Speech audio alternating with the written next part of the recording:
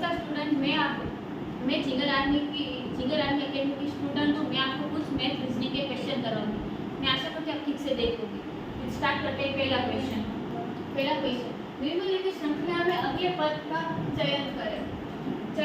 इसका मतलब इस सबको सॉल्व करें।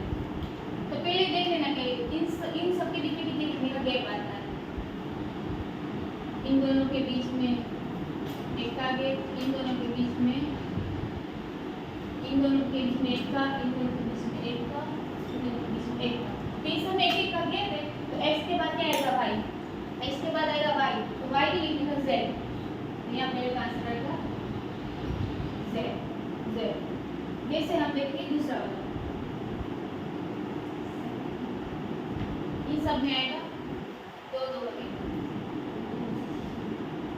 हाँ, इन सब में आएगा दो लगेगा। तो फिर Q के बाद क्या आता है, Q O, इसका आंसर आएगा R। अब देखेंगे दूसरा क्वेश्चन। यदि D बराबर 3, G बराबर 6 और फन बराबर 38 है तो तब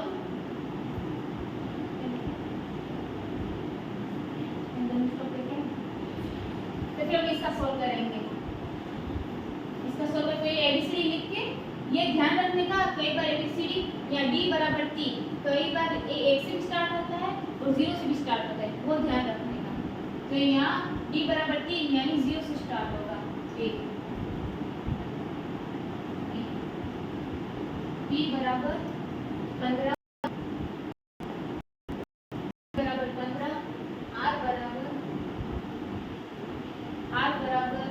17, ई बराबर 4, एस बराबर 18, आई बराबर यहाँ कितने 8, डी बराबर आएगा 3, डी बराबर 3, ई बराबर 4, डी बराबर 4, एन बराबर 13 और टी बराबर 19। तो यहाँ फन का टोटल के 38 हुआ। वैसे हम इन सब का भी टोटल करेंगे, जो टोटल आएगा वो हम यहाँ लिखेंगे।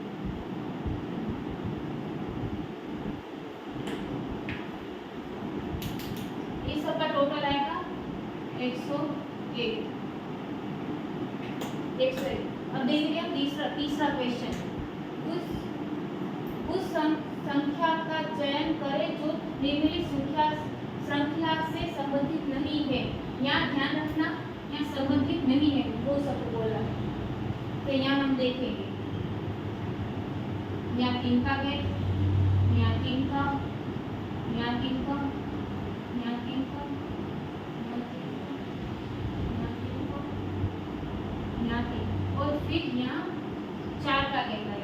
इन सब में तो 3 का गैप आ रहा है, इसलिए ये सब एक दूसरे से संबंधित है। पर संबंधित क्या नहीं है, 28। तो इसका आंसर आएगा 28।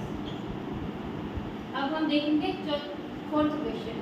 उस विकल्प का चयन करें जो सही रूप में रिक्त स्थानों को भरे और श्रृंखला को पूरा करे। तो श्रृंखला को पूरा करें,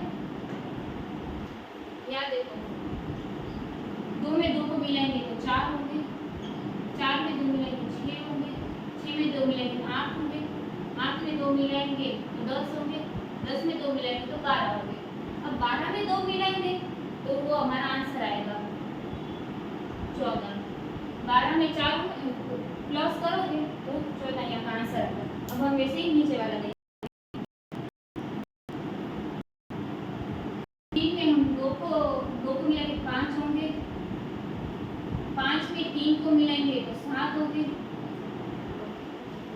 7 में 2 को मिलाएंगे तो 9 होंगे, 9 में 2 को मिलाएंगे तो 11